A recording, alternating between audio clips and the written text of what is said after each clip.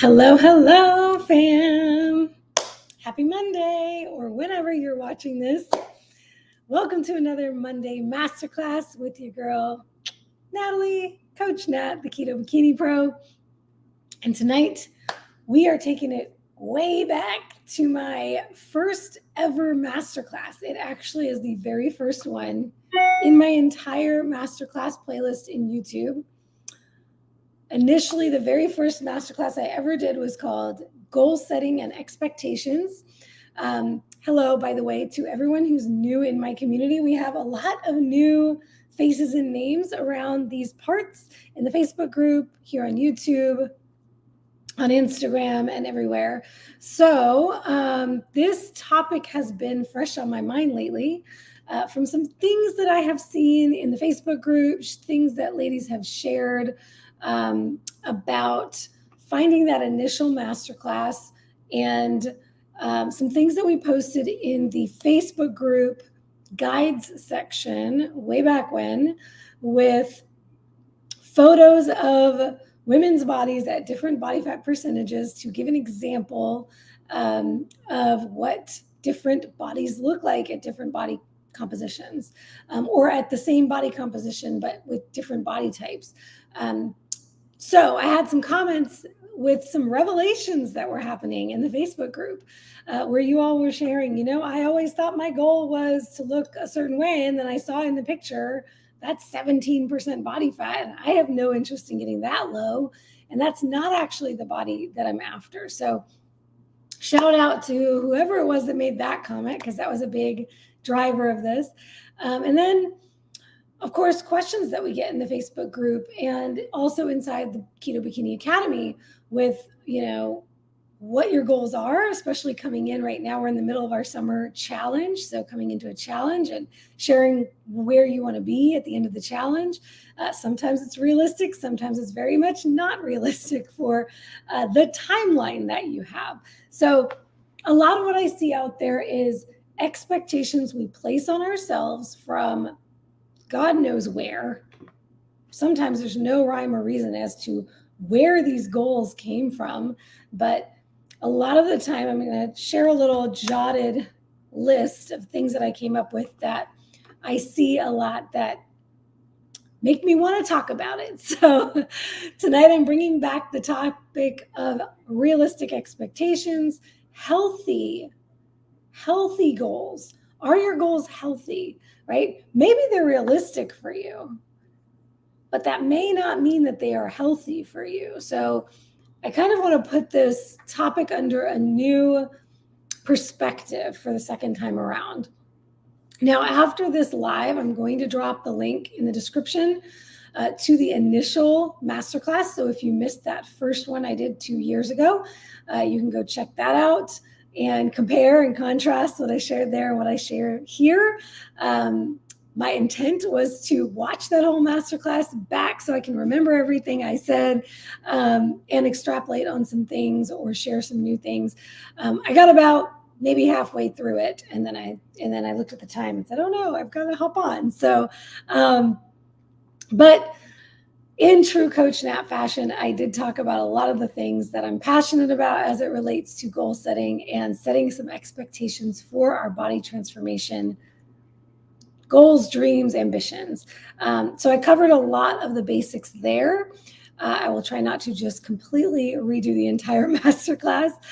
So you'll have some gems there, and then you'll have some new perspectives here. But the one thing I don't think that I really touched on there that has been on my heart a lot lately is sometimes after a while we've been on this journey and we have these goals and we're just plugging along.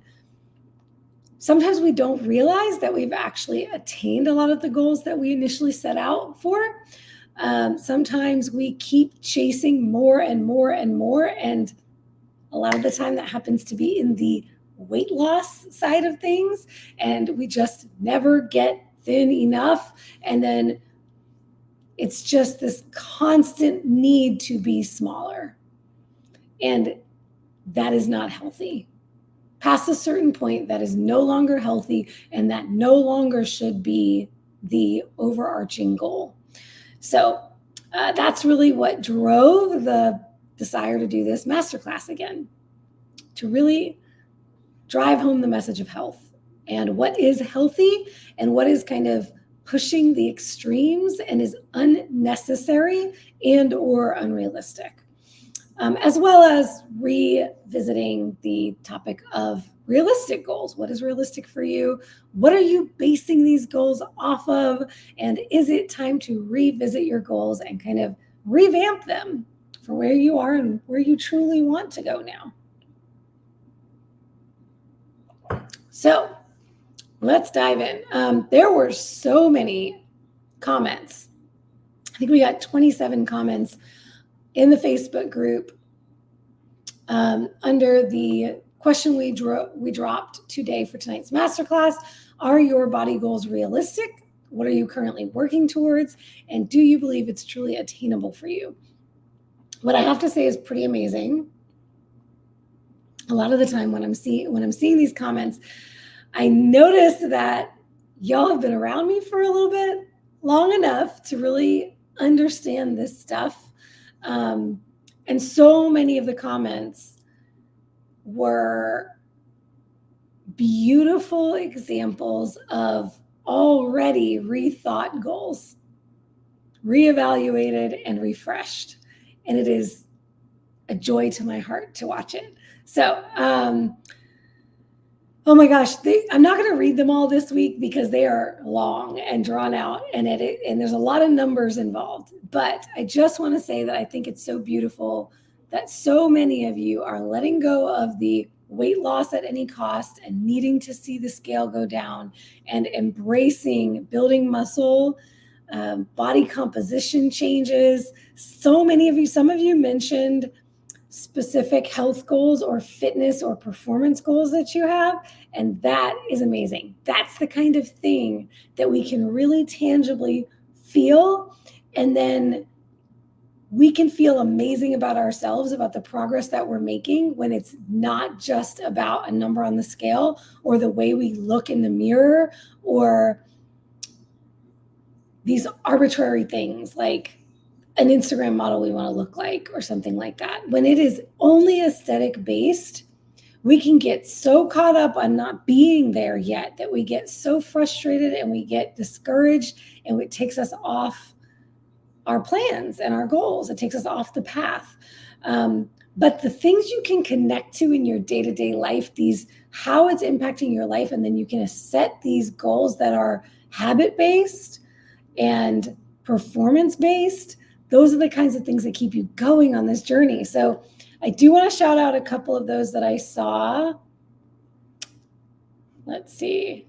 I love that some of y'all have set some very specific lean body mass goals. You want to build your muscle. And so you're looking at skeletal muscle mass, you're looking at lean mass, and you're setting some numbers goals about that, about gains you want to make. That is awesome. I freaking love that. And then I know it was Mary, but where is it? Yes, this is so awesome. Shout out to Mary LeBlanc. We love you. I am trying to be able to get to the floor and back up in under 5 minutes. Can we say this is a specific goal that you can see tangibly and feel your progress toward this daily, weekly, monthly? This is the kind of thing you can connect to that is truly improving your life. I love it. And these short-term goals should absolutely be a part of this process, y'all, because the dream body ain't happening tomorrow. And we're going to get into that, some of the timelines again, because every time I do talk about this topic, I do want to reiterate the recommendations that I give for rate of fat loss, rate of muscle gain, and time that it takes. Okay, and I'm going to direct you to some powerful resources here as well. All right. What else did I want to share from the comments? I got to shout out Pat Dyer, who shared that she is flipping the script with reverse dieting and metabolic restoration. She said it is so hard. And look, I'm pulling for you. I'm cheering for you. Anytime a woman in my community learns about metabolic adaptation and how they have survived on these low calories for so long, or fasting, or under eating protein, all these things that we teach here, and then embraces that as the new goal, that I am going to set a goal to be able to maintain my body weight, my body composition, improve my body composition while eating more, learning to embrace eating more, not living at 1,100 calories. That gets a huge praise from me, because I know it's not an easy thing to do. We have to suspend so much of where our minds have been for so long, focusing on the loss, but it is truly the thing that it will end up making this process so much easier for you in the long run. And we've got a lot of ladies in the Facebook group, in the community, and in the academy who've done that work and are continuing to do that work. And I just celebrate you every single step of the way. I go through that every time I do a prep, by the way. Every time I do a prep, I have to go through that reverse dieting process. And it's always a little scary and difficult, because I'm coming off of a season where all I did was focus on the body fat loss, and I have to shift my mindset. And every single time I feel a million times better in my body. I feel more confident in my body. I feel happier after I have done the reverse and restore my metabolism and put on some weight, and then can focus on the gains. So, all right, lots and lots of numbers here, lots and lots of numbers. Okay, that's all I'll share from that. But what I'm going to drop for you in the description when the live is over, I will drop a link to my workshop. This was a free workshop that I gave in December of 2023, so end of last year, on the specifics. So we did it workshop style. It was live. I had ladies on with me. We actually walked through their numbers, so you have examples that you can follow along with. And Coach Mary Grace recently dropped in the Facebook group, in the guides section, our worksheet and cheat sheet for you to plug in your numbers and actually get some answers on what is a realistic body weight goal, ideal body weight for you if you focus on changing your body composition. So we start with setting where you are now, where you want to go in terms of your fat loss and your muscle gain. We set some goals around your composition, the body fat and the muscle. And then that determines what this weight on the scale will look like if you hit those body composition goals. And then it will tell you, for that fat loss goal, what is a realistic timeline? For that muscle gain goal, what is a realistic timeline? And then we combine those two to tell you the total body transformation goal that you have. How long is it likely to take to get to that ideal body weight? And the way that I see the minds blowing, first, to see that the ideal body weight generally is higher than the number they thought of all these years.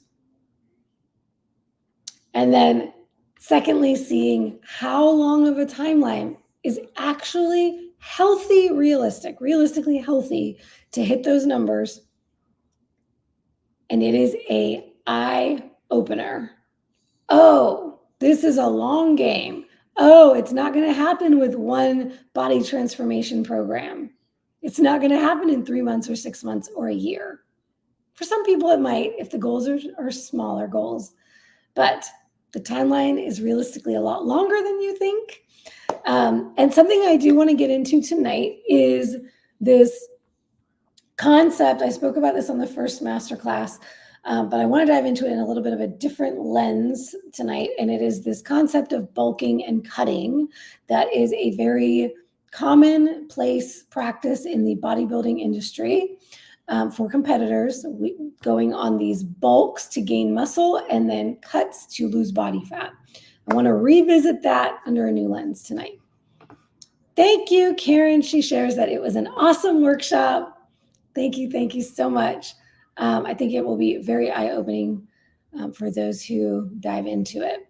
So if you're on YouTube and you're not yet in the Facebook group, Keto Bikini Secrets, same name on Facebook. You can join us in the Facebook group. And in the guides section is where we put all of the document type guides along with every masterclass that I have ever done on YouTube. Maybe about half of them are public, maybe not even half. The first year or so that I did these masterclasses, they were only done inside the Facebook group. So if you can't find it on YouTube, you can dive into the Facebook group.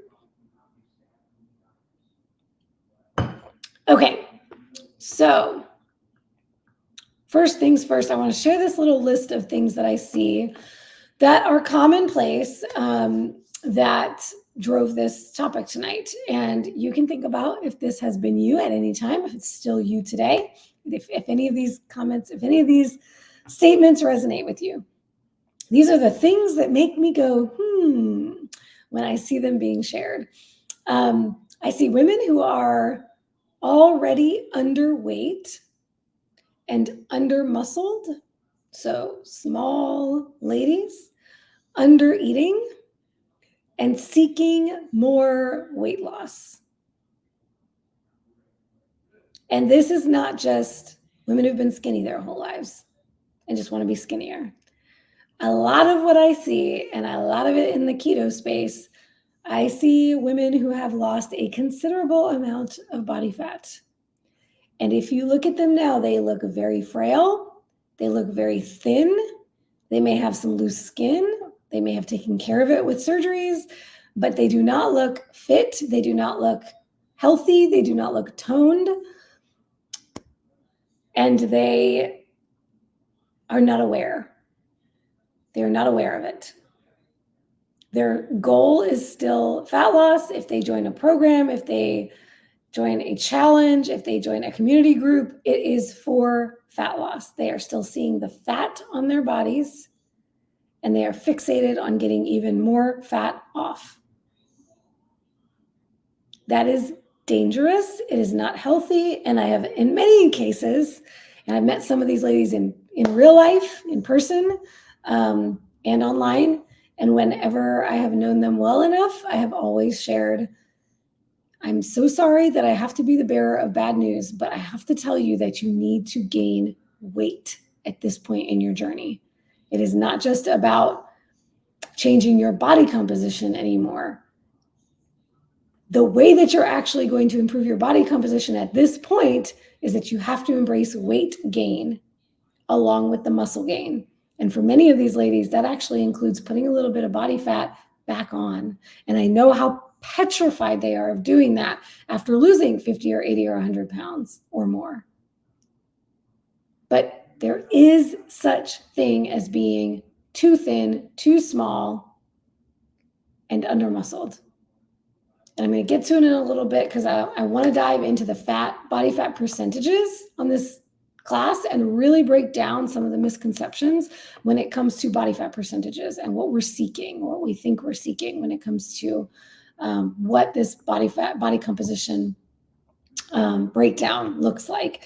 The key there is that you may hit a really great body composition in terms of body fat percentage, but if you are underweight, that does not mean that you have enough lean tissue on you.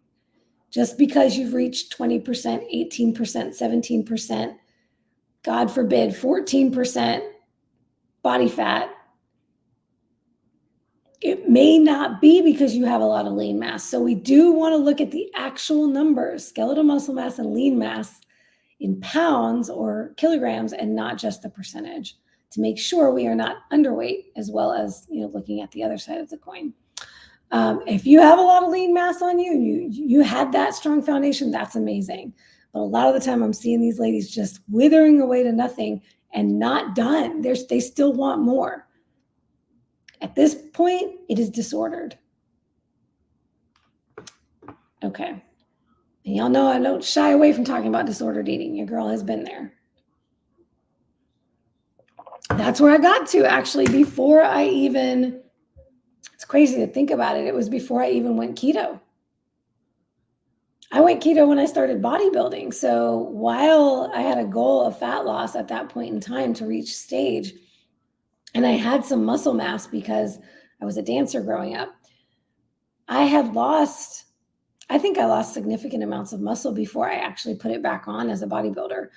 And this was before I even went keto. This was from paleo, low carb, just not eating enough protein, not strength training. I was dancing and I was under eating. And I was under 100 pounds. And I thought it was great. I thought it was wonderful. If you want to hear more about that and more about this topic, my talk on the low carb cruise this year was very much about this concept of what are we chasing? We need to focus on the right things, especially hello to my ladies over 40, over 50, over 60.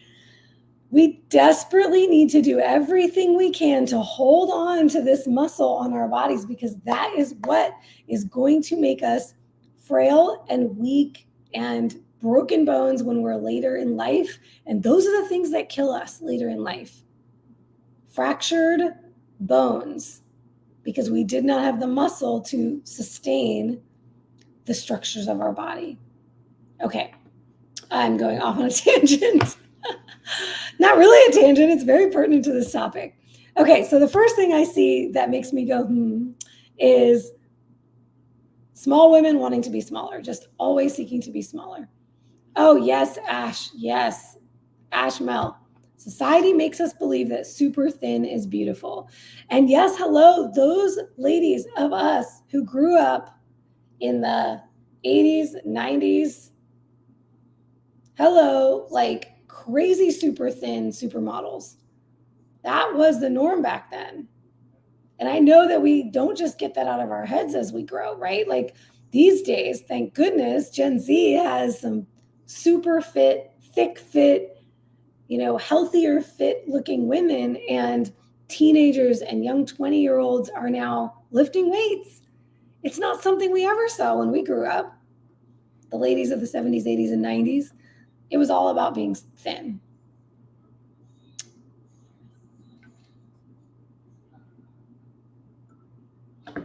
All right. Oh, Christina has a question about protein. Girl, go check out last week's masterclass. Was it last week or 2 weeks ago with Bronson? I did one with Bronson all about protein. We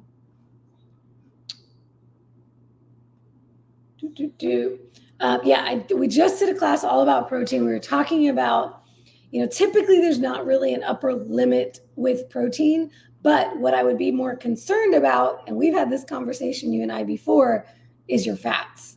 Where are your fats? Because while having high over 200 grams of protein can be okay, if it's to the detriment of the level of fat that you're consuming that day and you're super low on fat, I would rather you bring the fat up and hit 150 grams of protein and 150 grams of fat than eating over 200 grams of protein and under 100 grams of fat for where you're at. Okay, y'all, I know a little something about Christina, so this is not for everybody, but this is a great comment too. Watching the Ozempic craze makes it difficult sometimes. Oh boy, oh boy, oh boy. Y'all, this was also, Christina, we are just like right here tonight. Bronson and I just did a chat on Ozempic too. We just did that on one of our coffee chats on his YouTube and my Instagram. All the things that are wrong with GLP-1s. While they have their place and they can be useful, they are way overused for the wrong reasons. And it also kind of piggybacks on what we just talked about on our coffee chat yesterday, which was all about fears and overcoming fears. Ultimately, at the end of the day, any of us would love to have a easy button, right? Something that makes this whole process easier. And one of my current private clients was just talking about this with the Ozempic thing and how it's so tempting because her friends are sharing with her, oh, I no longer think about food. It's so easy, right? And it's like, yeah, we want it to be easy. But the truth is, if we just did only what's easy all the time, we wouldn't grow as people. We wouldn't overcome anything difficult. And the woman we really want to be, when we say we have this weight goal or body goals or whatever, and this is why I love to talk about the mindset stuff, because it comes down to identity. Hello, another masterclass that I did recently.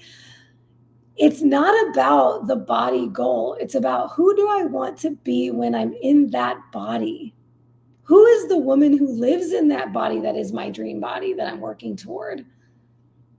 Because I promise you, she's not a woman who took the easy way out. She is not a woman who just took a drug to make it easy for her. She is a woman who overcame hard things. She is a woman who challenged herself. She is a beast because she worked for it. I don't want a trophy on stage that I didn't earn. It's one of the reasons why I haven't gotten a lot of the plastic surgery that a lot of my fellow competitors have gotten. It's one of the reasons why I don't take performance-enhancing drugs. As a natural athlete, it matters so deeply to me that I can get on stage and compete against women who are on gear and taking all kinds of things to get the bodies or surgeries to get the bodies that they have on stage, and that I can place next to them. That makes me feel strong. That makes me feel powerful. That's what it's about for me. If I don't want a trophy that I didn't earn. So I don't want a body that I didn't earn. I want to do the work that it takes to get the body that I end up with. The body that I have today is, I'm so proud of this body, not because of what it looks like. Yeah, I love the way I look these days. It's amazing after all the years that I've put in, how easily I can effortlessly maintain the body that I've built. But I don't want this without the 8 years, 9 years that it took for me to get here. Every single step of the way, every workout, every difficulty, even the shit with my eating disorder. Where I am right now is a conglomerate of a decade of my life and the things that I've learned and who I've become as a person along the way. And most competitors who take a stage in any sport, any athlete, the true honor of the prize at the end, it's from the work you had to do to get there. And if they didn't do the work to get there, they don't want it either. Yes, Ash says, I tell my kids that most things worth having take hard work. 100%. We have to fight for the things that we want. And how much, if you just bought your kid a car, right? They always say this about, the accident rates, the crash rates of cars when teens get given a car versus when a teen has to work for a car and buy it themselves for the first time. How much more you value that thing that you purchased when you had to work hard for the money to purchase it. Ooh, Pilar's on. Girl, you're going to have to rewind it back, watch the replay, because this last part, you're going to be screaming amen too. Just like Becky over here. and Karen Bubbles. Yes, indeed. Oh, y'all I love it. Y'all get me on these tirades. And Bronson's here for it too. He said to bring out Rage Nat. And y'all know, my ladies in the academy know, because I shared it with them. I went a little rogue. I can't even call it rogue anymore. It's just going to be my brand. Really, this is my brand. I get a little ranty, and I'm not sorry, because we don't apologize around here. Ladies, here's another thing. If you're new to my community, get used to never saying the word sorry again. We don't apologize around here. We own everything. We might warn you, but we're not apologizing. Okay, so when you get ready to write a post in my Facebook group and you get ready to say, I'm sorry for the long post, I want you to just delete that line. And if you want to say something, say, warning, long post coming.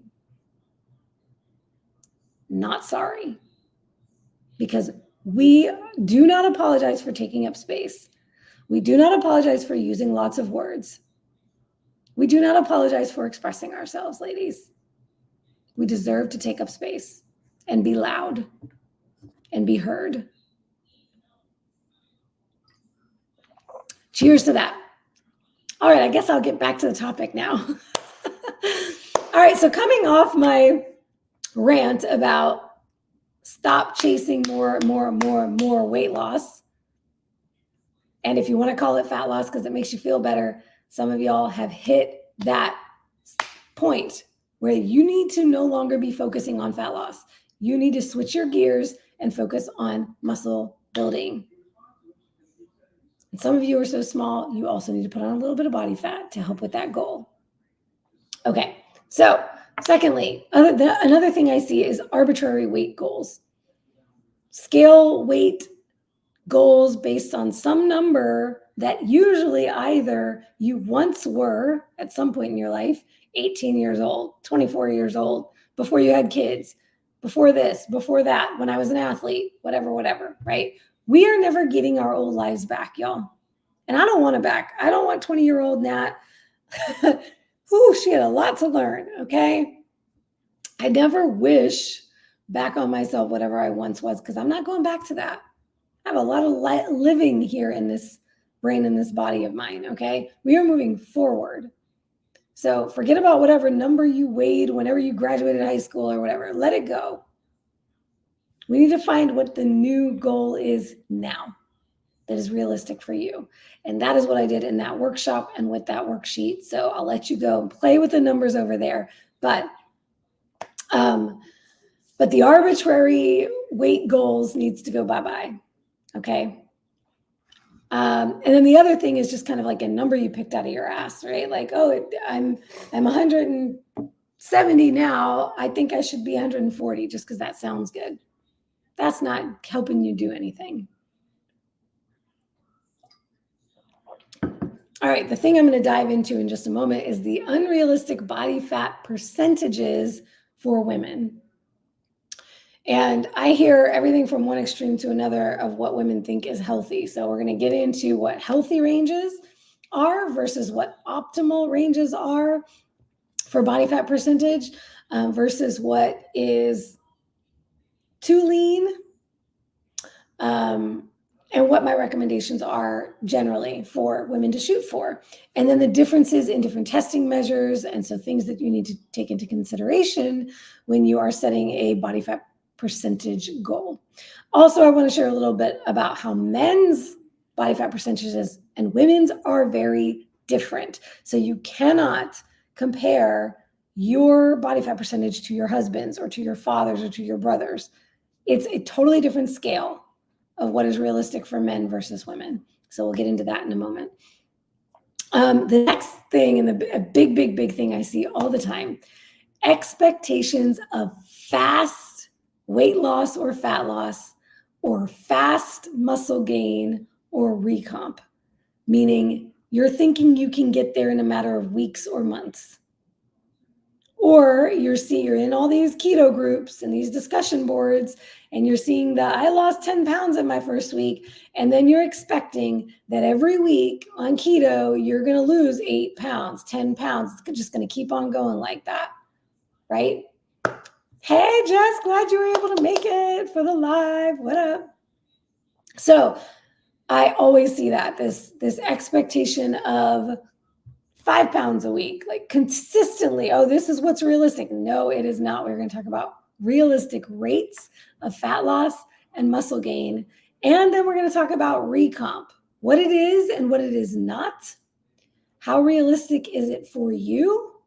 Or should you be squarely focused on fat loss or muscle gain rather than trying to do them both at the same time?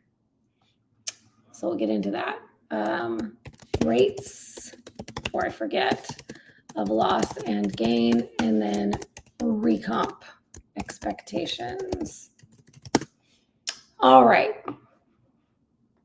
The next thing I see is, and I see this a lot of the time, of course, because in this case, it would be with clients or with members of the academy, because it relates to your photos and your measurements. When we are taking our check-in photos and measurements every week, there is this discouragement based on not seeing changes in your photos or with your measurements immediately. It's like, well, I've followed my macros for a whole week now, and my photos don't look any different this week. Yeah, they're probably not going to. They're not going to look different in the first 4, 6, maybe 8 weeks. Usually, the reason that we're taking photos every week and we take measurements every week is, number one, to get in the habit of doing it. Because if you are not doing it, because this is the other thing I hear, I'm just not going to take photos. I'm going to take photos every once in a while because I don't see any changes week to week. So every once in a while, I'll do it, maybe once a month or once every couple months. The only time I recommend that for anyone is if they are petrified of the photos and it is incredibly triggering for them and then sends them off into a tailspin, in which case I take the baby steps and say, it's okay, we can start with once a month.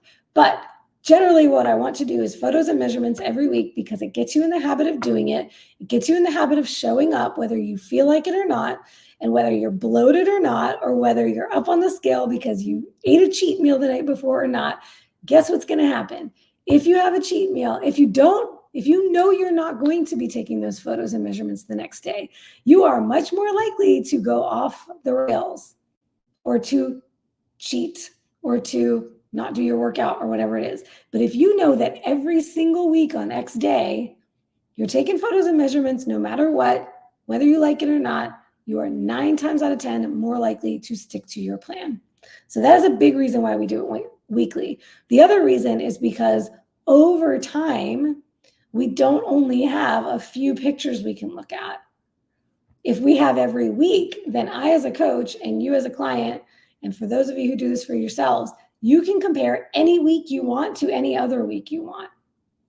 And ladies, for us, it's very important with our cycles, especially for my ladies who are still cycling, but even those in perimenopause and postmenopause, we still have a little bit of fluctuation with our hormones, even postmenopausal. And so there can be times where that's impacting the way you look in pictures or your measurements. And so we don't want to only give ourselves, just like I always say about weighing on the scale daily and taking weekly averages, we don't want just a few data points here and there that we can look at to determine whether we're making progress.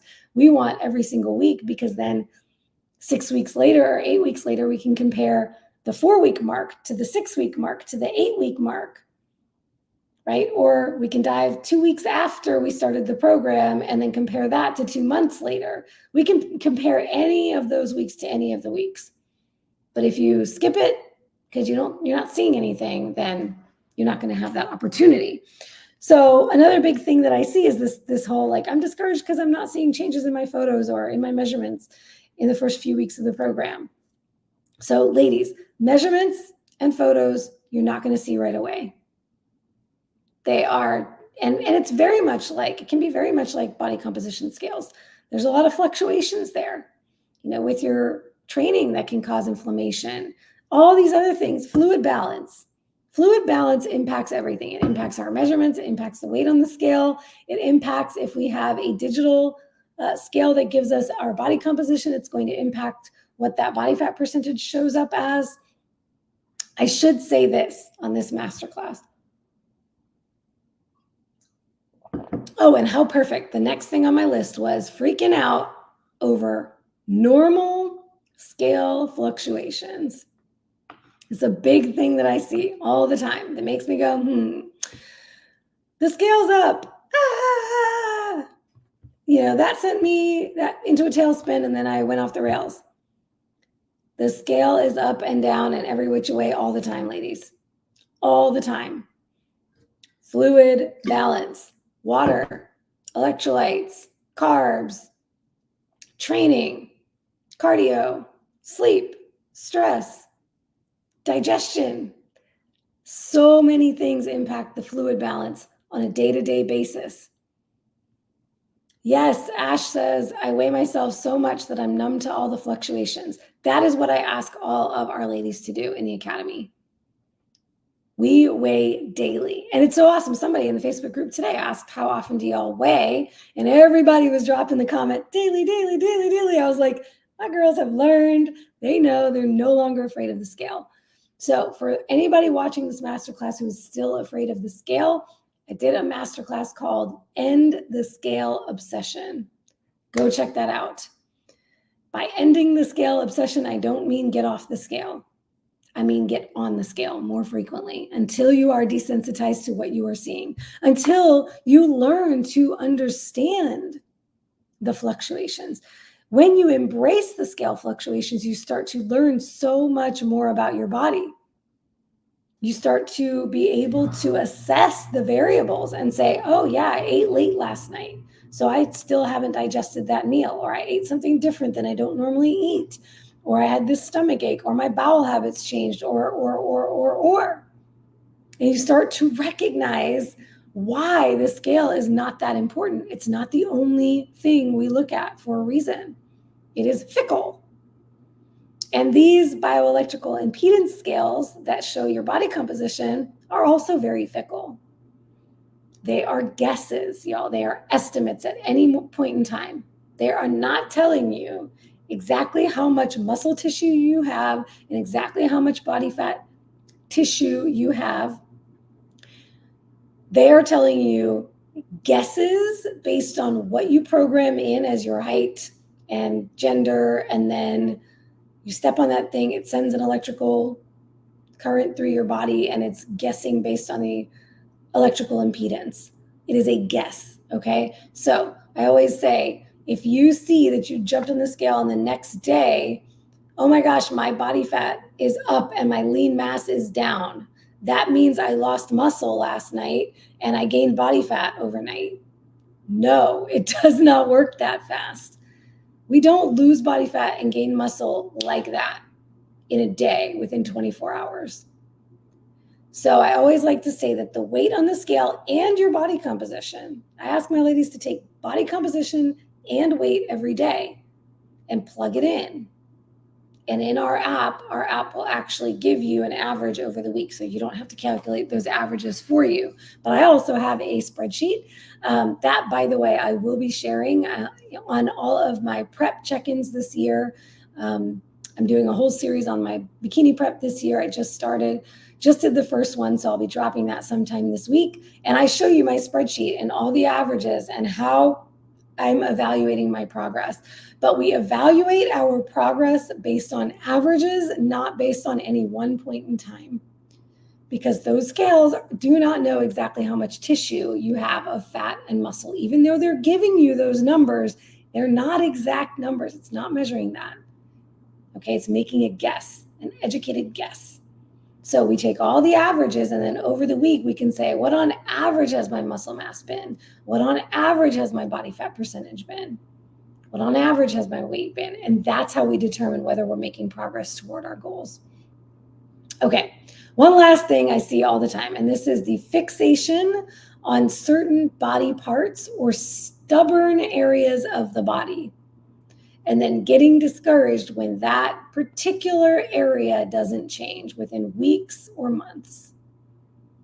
These typically for women are the lower belly pooch, the hips, thighs, or butt, or any of that area. A lot of the time it happens to be that lower booty right between the butt and the hamstrings, which, by the way, that is what separates the best in bodybuilding from the average, because it is that difficult to actually get rid of that fat between your butt and your thighs. That we call it the glute hamstring tie-in.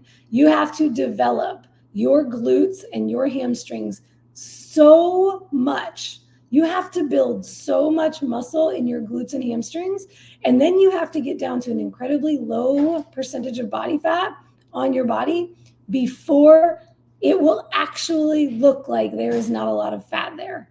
Trust me, I still to this day have never had a visible glute hamstring tie-in, what we call a tie-in, where you can actually see that muscle there from the back pose on stage after 9 years, y'all. 9 years of bodybuilding. 8 years competitively. So when we are fixating on these areas, I can guarantee you that a lot of these areas that you are fixating on are the areas that even the best in the sport of bodybuilding do not ever tighten up to that level unless they are at the top of their sport and stage lean, which is not realistic for any normal female human being. All right. Okay. Other areas we see, the bat wings, right? Everybody's always wanting to tighten up that part. And I always like to show that when I'm not flexing, I still have it too, ladies. This is a female thing. This stuff doesn't ever fully go away. But if you build enough muscle, you can stretch that fat around the muscle to the point where it looks tight when you flex. But when I'm not flexed, look what I can do. Okay? So we have got to stop beating ourselves up about these things and fixating on these things. And then the other big thing, Ash beat me to it, lose skin from significant weight loss. This is another huge thing that I see a lot of ladies that come through the academy focusing on. This is one of those things where I would say what I would recommend in these cases is when you are looking at your progress photos, when you're looking at yourself in the mirror, I want you to, before you start going there to that one trouble area that you want to get rid of, I would rather you look at your body and pick 5 things. 5 positive things that you have seen in your body change. Find the good changes. Find where you've built muscle. Find where you've tightened up. And I always like, one of the best ways you can do this is looking at your back photos. And I have a separate masterclass. No, it's not a masterclass. I have a separate how-to video, tutorial video on how to take progress photos. I actually filmed it for the academy, but perhaps I could share it if y'all want me to, or film one specifically for YouTube. I do have one on YouTube about how to take measurements, but for photos, you don't want to be trying to take selfies of yourself for the back pose. Set up your phone somewhere, click the video so it can take a video of you either from this view or flip it around and do it from this view. Take a video and then screenshot your pictures from the video. That's my pro tip on how to take your progress photos. So you're not doing this weird stuff to try to get angles from the back, okay? Because assessing your body from the back is a little bit different. It's a little bit less emotional because you don't see yourself from the back. So it's a little bit less of like, that's me and all my trouble spots. It's a body. You can look at a body and then you can look at it and see how things look different. And I want you to start picking out the things that have improved before you dive straight to that area that you hate. Because the truth is, when we're talking about realistic expectations, some of this loose skin is never going away. Depending on how much you've lost and how much muscle you have now and how much muscular potential you have, how much you stand to gain. And for my older ladies, we're going to get into that in a moment. I'm leaving all the meat until the very last 10 minutes of this masterclass, but it's going to take a long time to build enough muscle to be in a position where you can start stretching that skin around the muscle. And even then, sometimes we have to let go of the fixation entirely and learn to appreciate the body that we're in and set some new expectations for ourselves. So, hello, back to the main topic of tonight. What are you expecting? And what are these expectations based off of?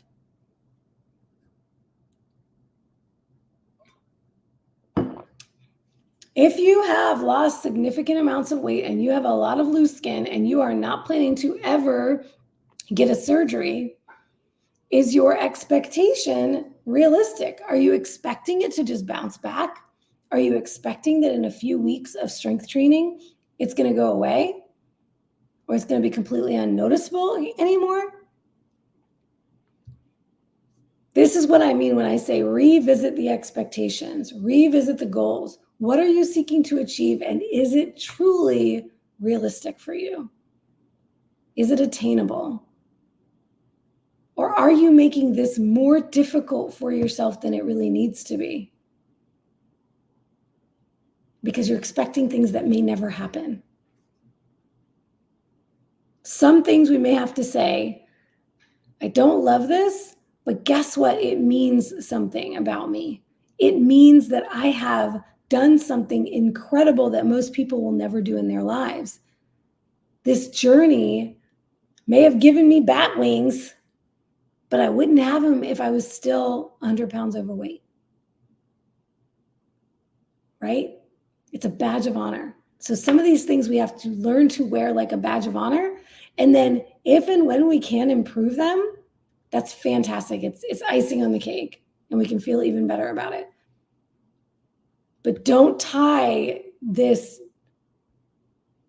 I have to get the pooch gone or else what? Or else what? Your whole journey wasn't worth it, right? Finish the sentence. There's thoughts up there that's trying to derail you. Yes, Jess, exactly. I try to see the loose skin with grace. It's a reminder of how hard I worked. That's it. 100% it's a badge of honor. And sometimes it absolutely can be improved, but it's likely going to take a lot longer than you thought, and it won't be completely gone. So love it while it's here, love what it represents, and focus on the things you can focus on, that you can change. And the baby steps. So, I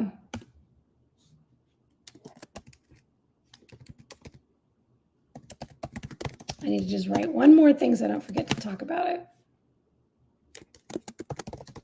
Okay. All right, so body fat percentages. Wanted to definitely touch on this. Okay, so there are, I mean, you can Google it, and there will be charts of realistic, of normal, healthy, lean, athletic body fat percentages for women and men. Actually, I encourage you to Google it. Take a look at what's out there. I think I might have put that in the guide along with the photo examples. If you Google female body fat percentage chart with photos, you will see some of the things that we've shared in the Facebook group in the guide section of different body types at different body fat percentages. You know, 2 different women at 22%. And what I did was I pulled 3 different ones so you could see that they're quite different. They're quite different. So what we might think that we're going to look like at a certain body fat percentage, we can look at all these different body types. And the truth is there's a million different body types. We're all different. So you're still not necessarily going to look like any of those pictures in those. They're just examples.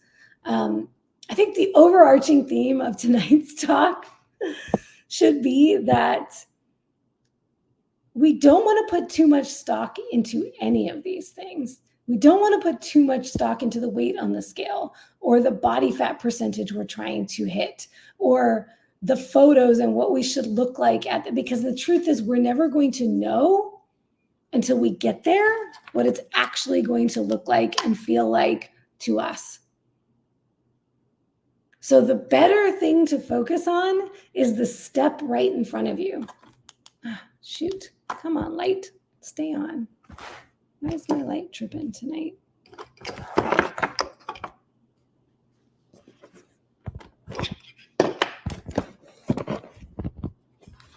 One more try and then I'll just leave it alone if it's not fixed.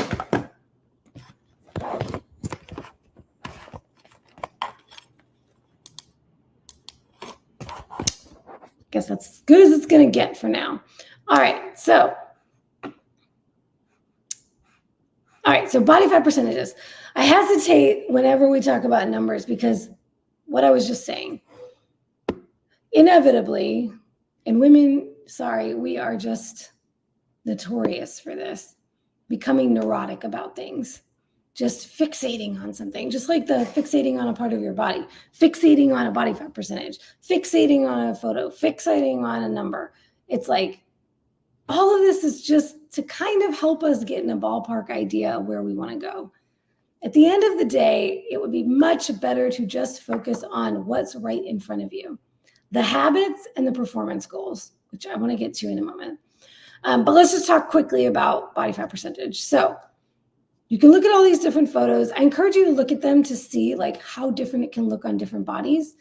And also the fact that when you're looking at when you're saying, oh, I want to be at 22% body fat, according to what? Because if you go get a DEXA, or if you get an in-body scan, or if you pick up a Renpho or whatever home body scale you're using, or you go to the gym and you use their scale, or you use a caliper, you're probably going to get all different numbers. And then I've talked about before how we use the Navy body fat percentage calculator as a backup to whatever scale you're using to test on a regular basis. This is a good check and balance for my ladies who have their measurements have changed, but they're not seeing much change on the scale in terms of their body composition. You can plug your measurements into the Navy body fat calculator and it will give you an estimated body fat percentage. My main message here, ladies, is please, please, please stop. One, getting mad at the numbers that you get on a calculator, whether it's the Navy body fat calculator or whether it's on your home scale or whether, and then chasing after a better number. Let go of it. You are where you are, and your body is where it is right now, regardless of what any test says about it. If 2 tests or 3 tests give you 3 wildly different numbers, okay. You're somewhere in between all those numbers today. And if you do the work to change your body, then next week, next month, and next year, you will be somewhere else in between all those numbers. Ideally, somewhere better, right? The only reason we use these testing measures is to give us some kind of a starting point to base our progress evaluation off of.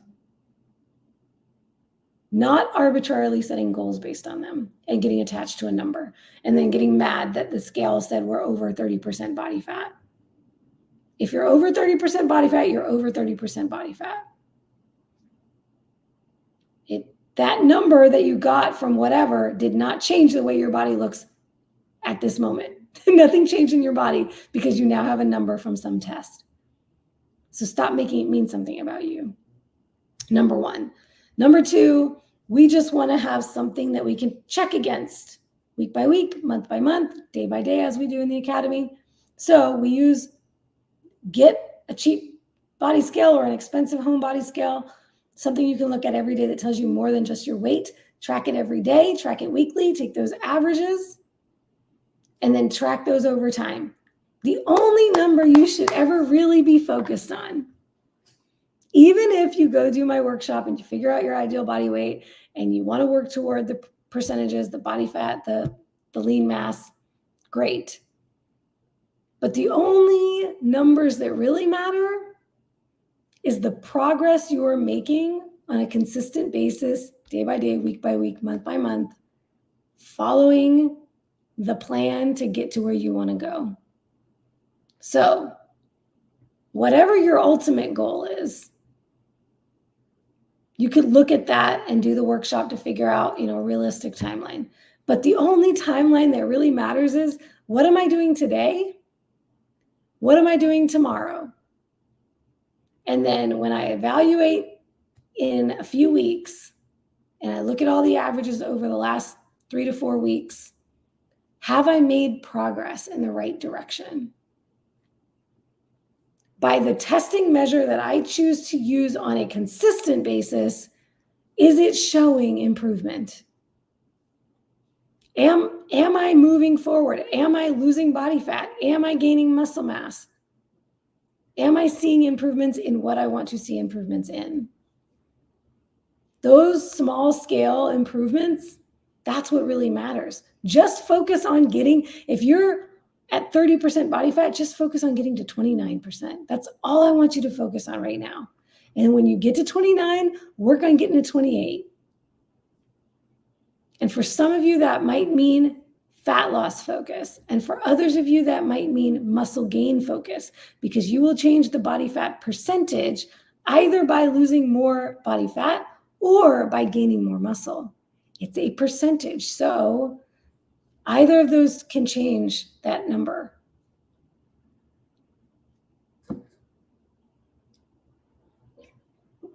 Which is the next thing I wanted to talk about. I don't know, did I promise you that I would talk about actual numbers of body fat percentage? All I want to say about that numbers wise is men's are very different from women. So a man at 20% body fat, that would be high for a man. A woman at 20% body fat, that's actually quite low for a woman. So do not compare against men's body fat percentages. For men, a typical ideal body fat percentage is 10 to maybe 15%. For women, healthy, ideal could be anywhere from 22% to 26%. And it's very different based on the woman, based on your current body composition, meaning, as I mentioned earlier, two women can have the same body fat percentage, but one can be underweight and under-muscled, and the other one can have a beautifully healthy amount of lean tissue. So her weight is higher, but she's actually in a healthier position than the underweight woman while they might have the same body fat percentage. And she is in a great place to maintain, where the underweight woman actually needs to gain some weight to actually be healthy. So typically I like to hang out in the mid-20s myself in my off season. I get up to about 25%. If I start to see 26% body fat, that's when I really start feeling uncomfortable. And I have put on a little more fat than I really need to in my off season. And that's when I'll dial it back. It's kind of I like to have guardrails in my seasons. I am starting this current cut for the stage I was at about 22 to 23% when I first started my cut. So, for stage, I will probably be down. I think I was down at 14% for my last show. It was the leanest I'd ever gotten. But that was with more muscle than I had in previous shows, which that is always the goal of a bodybuilder, to be. What makes our bodies look better on stage each year is what we did in the building season, the off season, the improvement season, not what we did in a cut. That does not make us look better on stage the next time. It's, did we improve building our bodies? And then the cut is just to reveal the work we did. Siv asks, how would you determine if you are under muscled? Well, you take a look at your total body weight, body fat percentage, which is going to tell you your fat mass, total fat mass on your body, and your lean body mass. Bronson has an article on recommended lean body mass or muscle mass, skeletal muscle mass percentages. And this is where we talked about it when I looked at that. He actually, I believe, has a caveat written in there about, if you are underweight, then this percentage may still not be enough to look at. You actually need to look at the amount of tissue. So you want to look at your actual amount of tissue and not just the percentage. So for instance, like if a woman's 105 pounds and her lean mass is only 75 pounds and her skeletal muscle mass is 30 pounds, I'm just throwing something out there, skeletal muscle mass is 30 pounds, and yet she might hit she might hit the body fat percentage goal you might think you have, or even Bronson's skeletal muscle mass percentage. But if your skeletal muscle mass percentage sounds good because your weight is so low, it's not actually good. We actually want to be a little bit higher in weight. So something that could actually help you with that is if you use my worksheet from the workshop to plug in your numbers for goal body fat percentage, lean body mass, to get your goal body weight. You might find, that's where you might be surprised by what the weight tells you should be your ideal body weight compared to what you might have thought your ideal body weight might be. But yeah, there's underweight and then there's undermuscled. And actually those are two different things. So you could be underweight and undermuscled. You could have plenty of muscle on your body, but you are existing at way too low of a body fat percentage. I see women get obsessed with being at 15% and wanting to maintain that. And that is not a healthy body fat percentage for women. 20% is pushing it. When I was sitting around 18 to 20%, felt really good, but I was not done with my building with my reverse diet. And I was still experiencing hunger. I was still experiencing cravings and battles with desiring urges to binge and things of that nature. So it's not optimal for women to be under 20% long-term. Those athletically lean body fat percentages, in my opinion, are still not recommended for most women long-term. So if you're seeking that 17, 16, 15%, now double check different testing measures, because your scale may say that, but if you went to get a DEXA, maybe you would actually be higher than that. A lot of the time women get frustrated because their home scale might give them 25%, and then they go get a DEXA and it says they're 29% or 30%. And they're like, oh my God.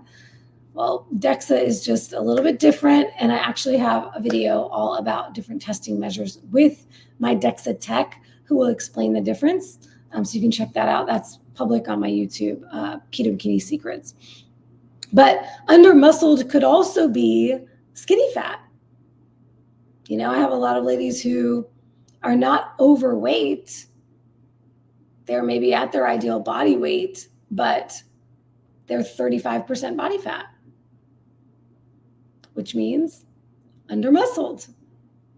And you may have some fat to lose too, but if you bring that muscle up, it's going to change that body fat percentage. So, so you can be small and it's likely a combo. If you are, let's say, over 35% body fat, it's likely a combo of excess body fat and not enough muscle mass. And we want to work on both of those things. So speaking of working on both of those things, let me quickly talk about recomp expectations. And I'm over an hour, so because I ranted about some things early on. But I do have a recomp masterclass that will get more in-depth into this. And I go more in-depth into this in my workshop. But just a quick high-level overview. For maximal, optimal, best results with fat loss, you want to focus on fat loss as the goal, meaning you're going into a cut, you're in a caloric deficit, you are doing the things you need to do to lose body fat. If you want to gain muscle, maximize your gains, optimize your gains, you want to squarely focus on building muscle, which means you are going to be eating at least at maintenance or a slight surplus to pair with your training to get the best gains. Trying to do both at the same time is limiting your potential in either. This is why in bodybuilding, we go through seasons of building and cutting. I like the term building versus bulking, but the whole bulk and cut thing is because bodybuilders put blinders on and we focus on one goal at a time so that we can get the best results possible for that goal by focusing all of our efforts on that. Every woman that ever comes to me says their goal is both muscle gain and fat loss. And there is a population that can do that very well. And that is my ladies who have a lot of excess body fat, who have not consistently strength trained with a progressive program before. And I'll add, are not in a position where they need metabolic restoration. They have not been dieting down so low that they are existing on 1,000 calories.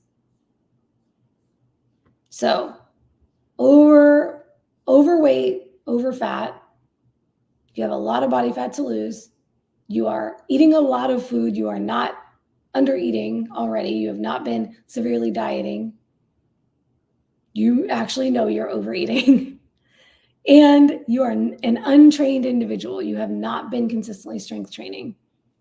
Those women can get some incredible recomp. They can build muscle and lose body fat at the same time because their body has so much fat on it to use for energy. It can direct that energy toward their training and their recovery.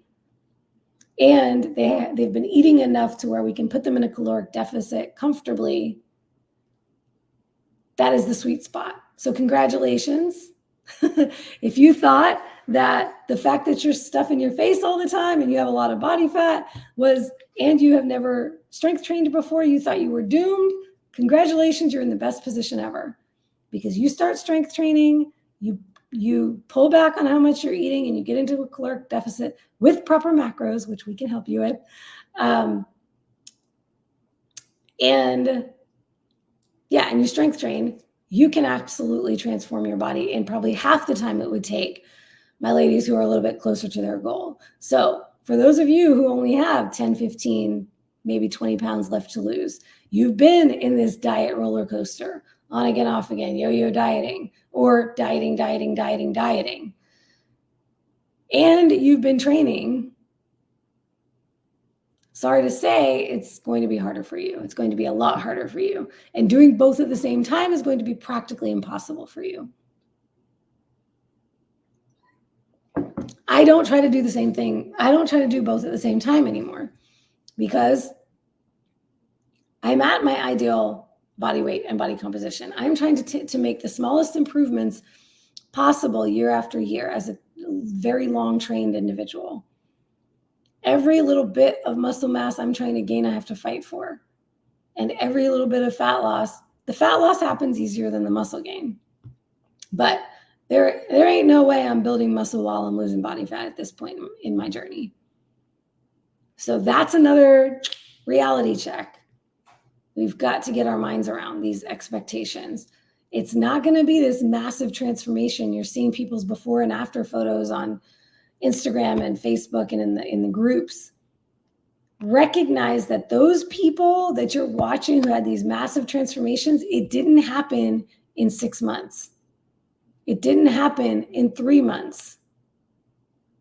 And if it did, if you're watching like a challenge, beginning and end of this challenge that somebody did, and it was a 8-week challenge or whatever, and they look like they made this massive transformation, I can promise you this, they already had a lot of muscle on their body, and they just had some extra body fat, and they just cut, and it looked like this massive transformation.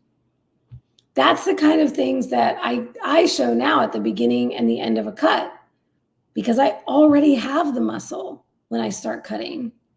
And then when I cut for a show, like you're going to see, I'm 16 weeks out now, you're going to see my 18-week out picture, and you're going to see my stage picture, and it's going to look like this massive transformation. And I'm giving myself 4 months. Yeah, about 4 or 5 months to do it. It'll look like this massive thing that happened, but I didn't gain any. I'm not going to be gaining any muscle during this process. It was the 9 years of muscle gains that I had before that. So you've got to start asking yourself these questions, right? When you're seeing these things and you're trying to compare yourself against the people that you're seeing in these pictures you're seeing, you don't know the whole story behind these pictures. Transformation doesn't happen that fast. Fat loss can happen pretty quickly. But if you don't already have that foundation of muscle built, it's not going to look that impressive at the end of that fat loss phase. So that's me imploring you to pick a goal and work toward it. And stop trying to think you can toe the line when you have 10 pounds to go. You're already lean and you already built some muscle and you already have the habits in place. It's going to be a lot harder for you. So for some of you, you may have to let go of the body fat loss goal right now so you can squarely focus on the muscle gains. And then let yourself focus on the fat loss when it's time to focus on the fat loss. Or pick your phase. If you're picking fat loss right now, don't expect a lot of muscle gain during that process. You're going to be fighting not to lose muscle during a fat loss phase. And I just did a masterclass on the seasons, all of these different phases, so you can check that out for more about that.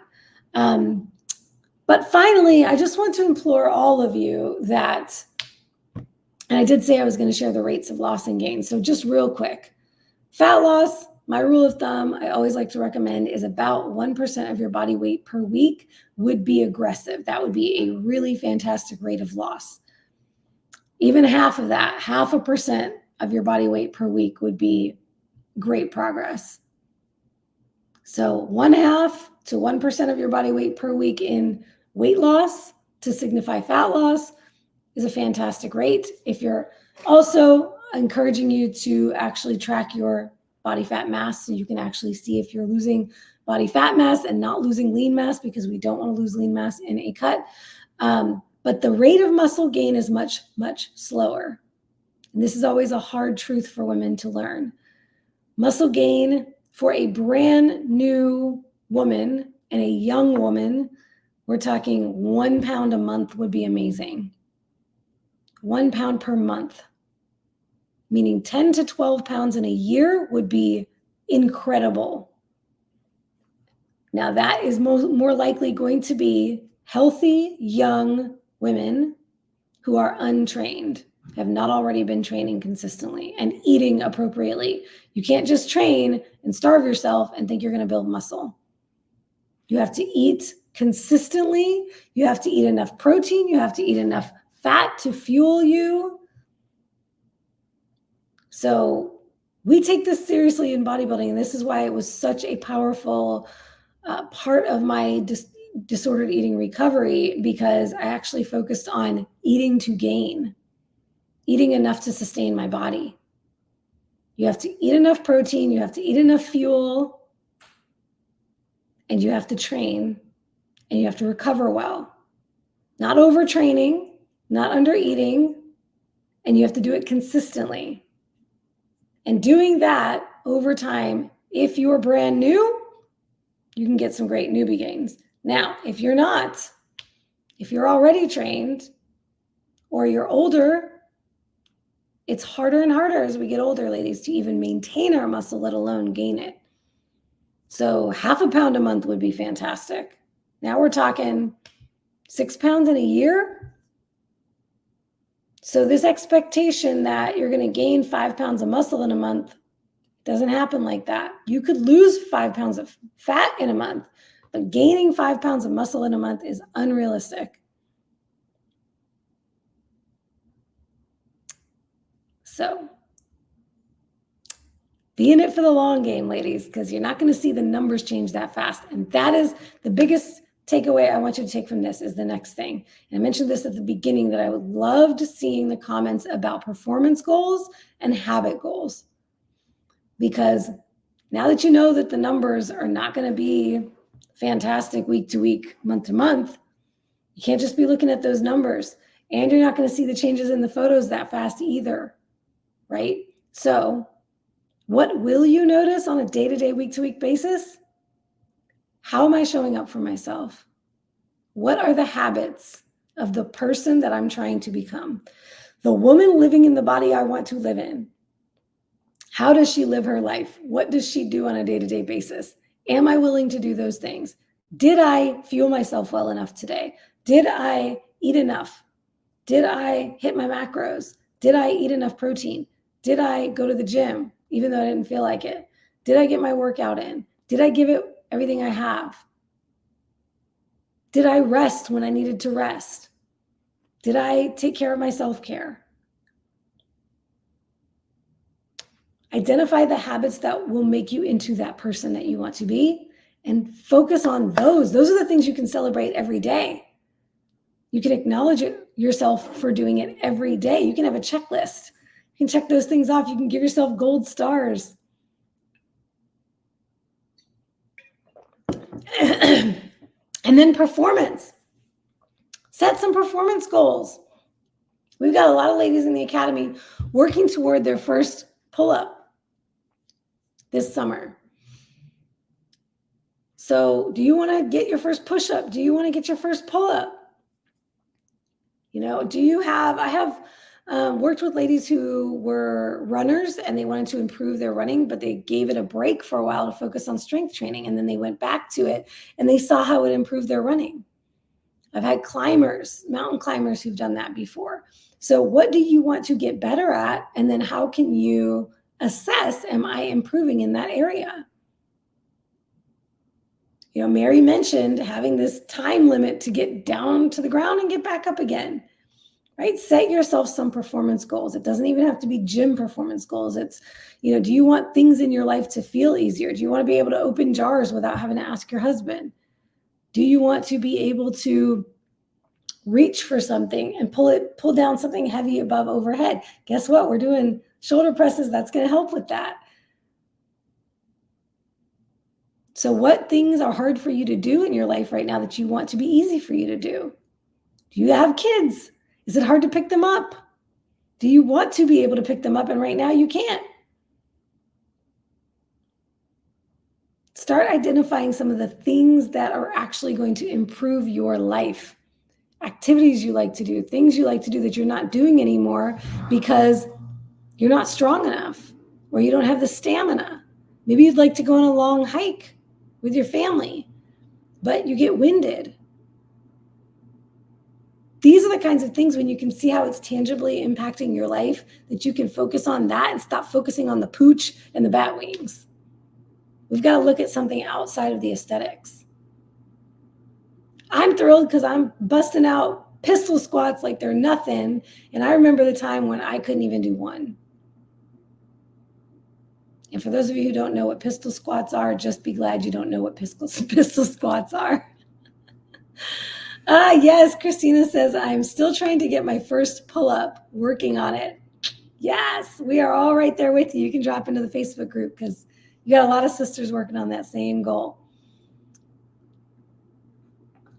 Yes, ladies. Performance goals. Focus on how you're getting stronger, more capable. Focus on how you're doing the hard things. Like we talked about earlier, not looking for the easy way out.